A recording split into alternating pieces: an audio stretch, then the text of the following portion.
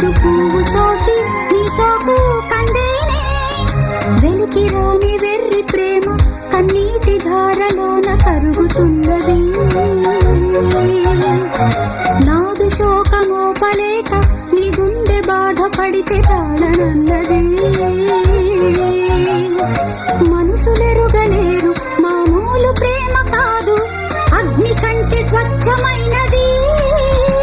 మమకారమే ఈ లాలి పాటగా రాసేది హృదయమా ఉమాదేవిగా శివుని అర్ధభాగమైనాలోన నిలువుమా